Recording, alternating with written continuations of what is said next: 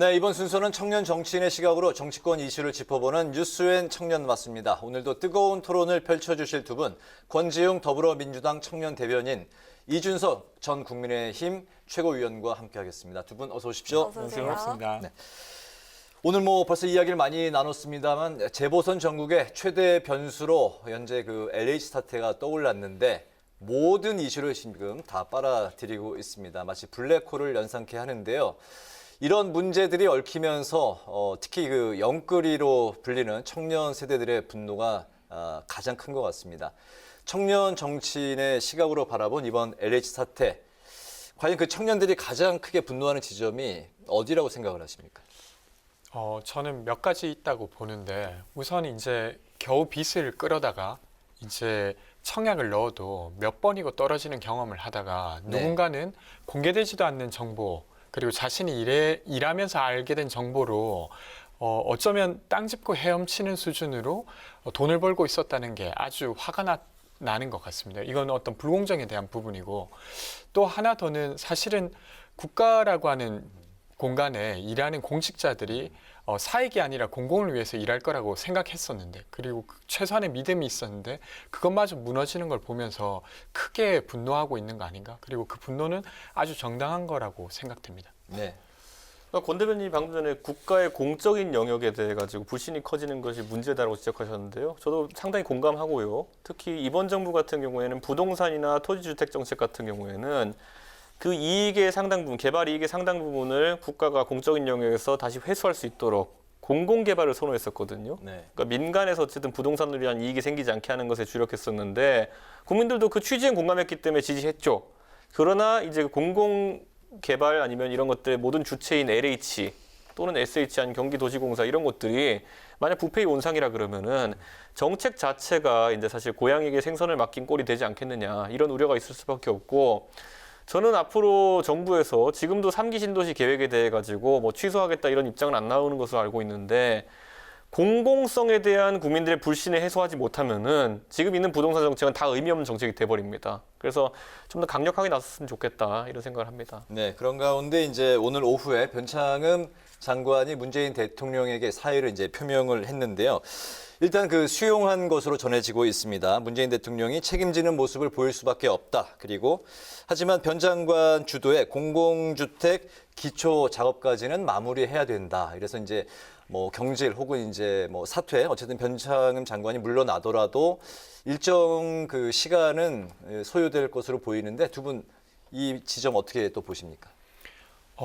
우선은 이제 지금 공공기관이 신뢰를 잃은 부분을 회복하기 위해서 저는 사퇴하는 것이 적절했다고 생각합니다. 일단 그렇게 되고, 근데 그렇다고 해서 이 역할을 민간이 하게 되면 그것 역시도 사실은 지금 이제 공공성을 확보하기가 쉽지가 않습니다. 그래서 LH라고 하는 공간이 이것을 딛고 어떻게 나갈 건가에 대해서 여러 가지 이야기가 있어요. 예를 들면 지금 토지를 정리하는 것과 주택을 공급하는 모든 것이 지금 LH로 합쳐져 있는데 이것을 분리해서 하는 것까지도 장차로는 논의해 볼 필요가 있다고 생각하고 근데 그럼에도 불구하고 당분간은 최근에 발표한 것들이 제대로 진행될 수 있도록 마무리하는 게 우선은 과제가 아닌가 싶습니다. 네.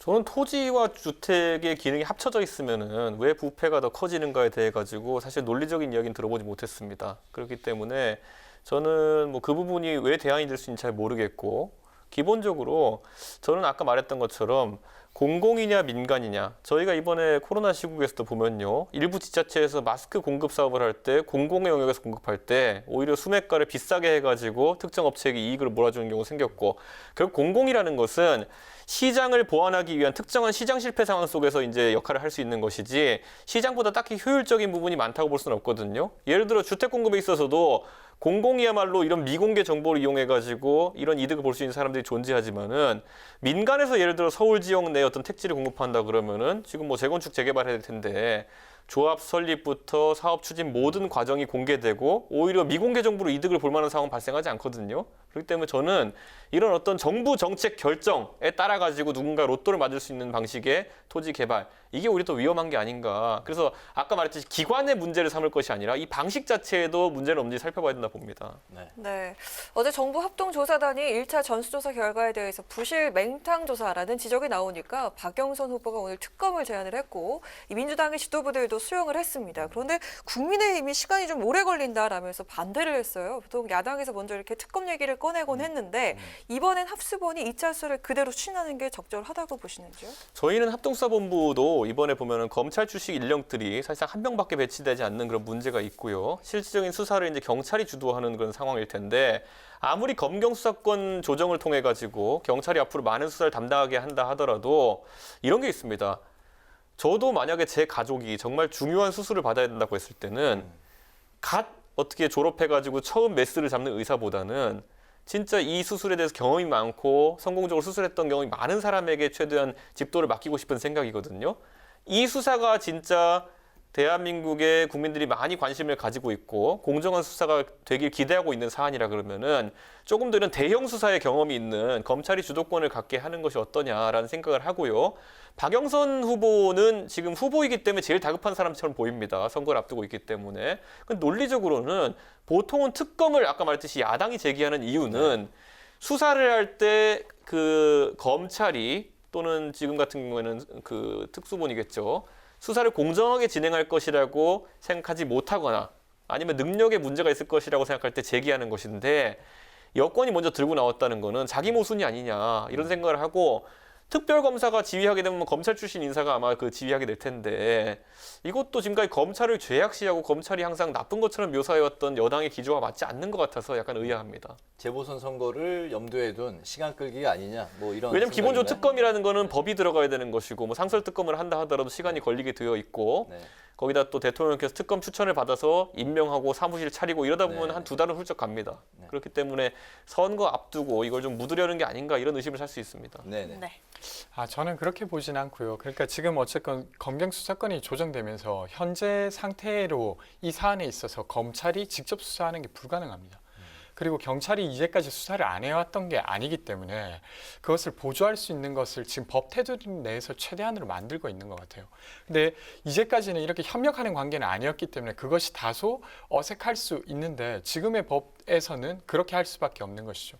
근데 그것을 좀 더 강화하기 위해서 국정조사나 특검 등을 저는 도입해 볼 수 있다고 생각합니다. 그러니까 지금까지 발표된 것은 사실은 수사를 한 게 아니라 조사의 내용이 발표되고 있는 거고 네. 사실 차명거래나 이런 것들을 다루기 위해서는 수사로 넘어가야 돼요.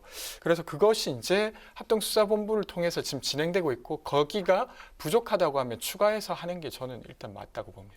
저는 근데 수사의 첫 단추를 끼우는 과정 중에서 항상 검찰하면 왜 나쁘냐 그러면은 뭐 저인망식 수사를 하고 망신주기 수사를 하고 무슨 해가지고 강압 수사를 한다 이런 비판이 있었는데 이번에 특수본에서 수사 착수하자마자 바로 불미스러운 일이 발생했거든요. 저는 이런 것들도 앞으로 특수본이 좀 힘을 잃을 수도 있는 상황이다. 어쨌든 처음 조사하려고 했던 분이 지금 안타까운 선택을 하신 상황이 되어버렸기 때문에 저는 특수본 갖고 계속 갈 수 있겠느냐 이 질문도 아마 여권이 좀 뭐 생각해봐야 되지 않을까 싶습니다. 안타까운 부분이라는 게 구체적으로 어떤 거 말씀이세요? 그 스스로 목숨을 끊으신 오늘 오늘 LH 간부. 전북 지역의 LH 간부 분이 그런 일이 있었기 때문에요. 근데 네. 저는 네. 지금 그 사안이 어떤 강압 수사라든지 아니면 수사 과정이 좀 적절하지 못했다고 아직 보기는 어렵다고 봅니다. 그래서 지금의 체계 내에서 진행되고 있는 것들을 잘 진행되게 하는 게 우선은 필요한 일이 아닌가 싶습니다. 네. 네, 이런 가운데 여야가 맞붙고 있는 또 다른 사안이 있죠. 바로 국회의원 전수조사입니다. 오늘 여야가 만난 자리에서도 이야기가 나왔지만 역시 합의에는 이르지 못했는데요. 회동에 앞서서 오늘 아침 회의에서 나왔던 국회의원 전수조사 관련 발언 먼저 들어보고 이야기 나누겠습니다. 국회가 솔선수범하는 모습을 국민께 보여드려야 조사 결과 부정한 사례가 드러난다면 국회 윤리에 제소하는 것도 약속해야 합니다. 더불어민주당은 준비가 되어 있습니다. 국민의힘도 참여를 해주시기 바랍니다. 낀 놈이 성낸다고 전수조사는 민주당이 먼저 자기 당 소속부터 솔선수범해서 전수조사한다고 하면 될 일입니다. 자당 소속 의원 전수조사를 먼저 하시고 관계되는 공기업의 직원부터 모두 전수조사를 하십시오. 그러고 나면 우리는 우리 스스로 전수조사를 하겠습니다. 네, 지금 뭐 보신 그대로입니다. 민주당이 먼저 전수조사를 이제 제안을 했는데 국민의힘 뭐 김종인 위원장, 주호영 원내대표 약간의 온도 차이는 있지만 모두 할 수 있다는 그런 이제 입장입니다. 물론 이제 민주당이 먼저 조사를 해라 뭐 이런 제안까지 했습니다만 저는 이 전수조사 국회의원 300명 전부 전수조사가 과연 이루어질 수 있을까? 그 전에도 어떤 특정 사안에 대해서 국회 뭐 전수조사 이야기가 나왔지만 번번이 이제 가지는 못했는데요. 이번에 전수조사 과연 이루어질 수 있습니까? 저는 그게 얼마나 가능성 있냐 이렇게 질문에는 정확한 대답을 하지 못하겠지만 저는 꼭 필요한 사항이 아닌가 싶습니다. 물론 이제 어떤 면에서는 억울할 수 있습니다. 어떤 거냐면 지금 LH 직원에 대해서는 미공개 정보를 이용했느냐 안 했느냐 이건 위법 사안이기 때문에 처벌받아야 되지만 사실은 공무원이 어떤 땅을 사지 않는 것, 정치인이 사지 않는 것은 현재 상황의 위법은 아닌 상황입니다. 근데 그렇기 때문에 이것을 드러내는 게 조금 다소 어려울 수는 있다고 하지만 저는 지금의 공분이 사실은 공직자가 투기와 아주 연결돼 있다라고 하는 것 자체가 이제는 이제 그만해야 될 일이다라고 많은 국민들이 이야기하고 있는 것 같아요. 그래서 그것을 이끌기 위해서라면 국회의원들이 우선 먼저 그것을 조사를 받아야 된다고 생각합니다. 네. 저는 아주 간단하거든요. 저는 땅 없거든요. 그러니까 다 조사해도 돼요. 네. 그냥 뭐 조사해서 뭐 문제 있는 사람은 다 감옥 가면 됩니다. 이렇게 명쾌하고요. 다만 저는 이런 생각을 해요. 민주당이 이제 LH 직원들의 어쨌든 미공개 정보로 인한 이 투자 그리고 지금 3기 신도시 계획이 헝클어지게 된 부분에 대해 가지고 국민들이 분노하고 있는 상황인데 자꾸 전선을 넓히려고 그래요. 무슨 공직자 전수조사를 하자 뭐 이렇게 하고 뭐 국회의원 전수조사 하자 이렇게 하고 시키지도 않았는데 청와대 비서관 스스로 다 털어가지고 문제 없으면 결론 내고 이거 자체가 물타기 아니냐라는 얘기를 들을 수 있는 것이고 저는 제발 한 과목이라도 제대로 끝내자. 예? 어릴 때 보면 공부 못하는 친구들 보면요. 맨날 수학 교과서 펼쳐가지고 집합과 명제만 공부하고 덮고 또 다음 주에 또 공부할 마음 먹고 집합과 명제 공부하고 덮고 이렇게 해요. 한 권이라도 제대로 공부하면 공부합니다. 그런데 항상 1단원, 2단원만 공부하고 덮고 이런 식으로 가면은 끝까지 공부 못하거든요. 그러니까 저는 지금 이 LH공사에 대해 가지고 문제된 부분이 뭔지를 명확히 국민들이 지금 전달하고 있기 때문에 그 부분에 대해 가지고 아까 권 대변인도 언급했지만 확실한 수사를 통해 가지고 차명 거기다가 미공개 정보 활용 이런 부분에 대해 가지고 결론을 내고 그다음에 여기가 이렇게 썩었으니 다른 곳은 어떻게 했느냐 이렇게 살펴본다 그러면은 그 다음 문제집은 그때 열면 됩니다. 네, 이번 사태와 관련한 온라인을 중심으로 퍼지고 있는 음모론들도 굉장히 많은데요. 최근에 이번에 LH 사건에 폭로한 민변 쪽의 변호사들이 이재명 지사와 가까운 인사들이다. 이런 이야기들도 나오고 있는데 어떻게 보십니까? 저는 지금 이 사안은 그렇게 볼 수 있는 문제는 아니라고 생각합니다. 그러니까 이 국면을 통해서 이재명 지사가 다소 상대적으로 이득을 취할 수 있다고 누군가는 판단할지 모르겠지만 이건 그런 문제가 아니라 국가가 국민의 신뢰를 잃어버리는 어떤 사안을 누군가가 접하게 됐고 시민단체가 그리고 시민단체는 자기의 일을 한 것이라고 저는 봐야 된다고 봅니다. 음모론이 많은데요. 그 원래 태극기 부대도요. 항상 자기가 뭐 조금만 싫은 일이 있으면 다 김무성, 유승민 때문이다라 그래요. 자기가 넘어져도 김무성, 유승민 때문이고 예전에도 보면 노무현 대통령 때문에 내가 넘어졌다 주장하는 분도 있었어요. 그게 다 우스갯소리 같지만은 그냥 세력 다툼의 일환으로서 나오는 메시지고 아까 권 대변인 말처럼 이건 시민단체가 처음에 자료를 수집해가지고 했던 내용이고 이재명 지사와의 연관관계를 의심해볼 정황은 제가 비록 상대 정당이지만은 전혀 없습니다. 그렇기 때문에 이런 것들은 그냥 가십성 이야기가 아닐까 싶습니다. 네, 네. 알겠습니다. 또 이번 사태로 그 정부의 공공 주도형 부동산 정책을 놓고도 여야 간에 이제 의견이 갈리고 있는데 여당은 LH 사태와는 별도로 이사 주택 공급 대책을 차질 없이 이 부동산 정책을 차질 없이 이어가야 된다 이런 입장이고 국민의힘은 이사 대책에 취소 혹은 재검토를 지금 주장하고 있는 상황인데요. 현재 그 장관의 현재 이런 입지 상황에서 이사 부동산 대책이 흔들림 없이 제대로 추진될지도 사실은 좀 의문스러운 상황입니다. 청년 정치인이 보는 시각은 어떤 겁니까? 그러니까 앵커께서 말씀해 주신 대로 사실 좀 어려운 상황이라고는 생각합니다. 근데 이 어려운 상황이기 때문에 주저앉아야 되냐라고 질문하면 저는 그렇진 않다고 생각하고 사실은 이 상황이 벌어지게 된 배경, 아주 큰 배경에는 부동산이라고 하는 게 너무 삶에 어떤 박탈감을 주는 것이었던 것이죠. 네. 그래서 공공이 공공의 자원으로 그 균형을 맞추게 하는 조치가 꼭 필요했기 때문에 이것도 추진된 것입니다. 여전히 그 필요는 여전히 필요한 것이기 때문에 이것으로 좀 크게 흔들리는 상황이긴 하나 사실은 이 주변을 수습해서 진행할 수 있는 한은 최대한 진행하는 것이 제가 생각하기에 제 주변에 있는 청년들이 바라는 일이라고 생각합니다. 계속 추진을 해야 된다. 네. 네. 그러니까 공공에서 하는 것 중에 시장의 수요에 맞추는 일에 제대로 부합하지 못한 일을 하는 경우가 있거든요. 지금도 이 부동산 대란이라는 것이 서울에 상당히 직주 근접성, 직장과 사는 곳에 거의 가깝고 그런 환경에 주거지가 부족하다는 것 때문에 폭등세가 일어나고 있는 것인데 거기에 대한 대안을 내라 그랬더니만은 결국 지금 공공으로 공급하겠다는 거는 서울 시내에 조금 공급하고 서울 주변에 서울과 비슷한 수준의 3기 신도시 공급하겠다는 내용이 골자거든요. 저는 이거는 수요 공급에 맞지 않는 부분이다 이렇게 생각하고 이번에 당장 박영선 서울시장 후보만 하더라도 그 부동산 공약을 살펴보니까 이런 내용이 있어요. 서울에서 층고 제한 35층 풀고요. 그 재건축 활성화시키겠다고 하고 있어요. 그러니까 저는 그게 공공개발입니까? 그거는 전형적으로 재건축, 재개발 활성화시키겠다는 얘기거든요. 그러니까 저는 서울시장 후보는 직접 신거를 쓰다 보니까 유권자들이 원하는 말 하고 있는 것이고 오히려 지금 정부와 여당은 지금 공연불을 외고 있다. 저는 이런 생각이 듭니다. 네. 네, LH 사태로 3월 국회는요 사실상 개전 휴역 상황이라고 해도 과언이 아닐 텐데요. 오늘 여야 원내대표는 추경안을 24일 처리에 최대한 노력하기로 합의를 했습니다. 이런 상황이면 3월 내 지급이 어렵지 않을까요? 저는 지금 추경 같은 경우에는 이 재난지원금의 지급 범위에 대해서 굉장히 논란이 좀 많고요. 왜냐하면은 그 매출 기준을 잡았을 때 그 영업 제한 업종이나 아니면 그런 좀 직접적인 피해를 입었던 분들이 본인들은 수치가 안 맞는다고 지금 계속 주장을 하고 있어요. 그래서 이런 것들도 개수 조정도 좀 더 해야 되고 굳이 선거 전에 지급하는 것에 목을 맬 필요는 없다. 다만 빨리 지급돼야 되는 건 맞지만은 제 생각엔 좀 더 치밀한 어떤 그 개수 조정을 통해 가지고 뭐 불만이 최대한 최소화되는 방향으로 가야 된다 이렇게 봅니다. 네, 네.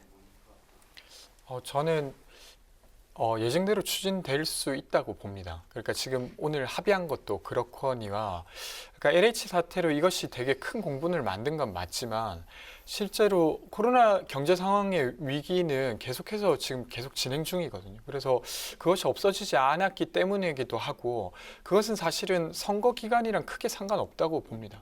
최대한 빨리 지급돼야 되는 부분이라고 보기 때문에 네, 그렇게 생각합니다. 네. 여야 모두 LH 사태에 이제 집중을 하면서 정작 그 민생 챙기기에는 뒷전이다 이런 이제 또 비판의 목소리가 나오고 있습니다. 두 분 이 부분은 또 어떻게 생각하십니까? 저는 일견 그렇게 비판하시는 부분이 있다고 생각하고 그리고 그것으로 인해 사실 LH뿐만 아니라 나머지 것들도 챙겨야 된다고 생각합니다. 그러니까 어쨌건 이제 조사를 이제 막 시작했고 그리고 수사가 진행될 텐데 네. 이것은 일단 시작을 했기 때문에 진행되는 것을 보면 되는 것이고 그 나머지 여력들은 원래 챙겨야 될 것들을 챙기는 게 맞다고 생각합니다.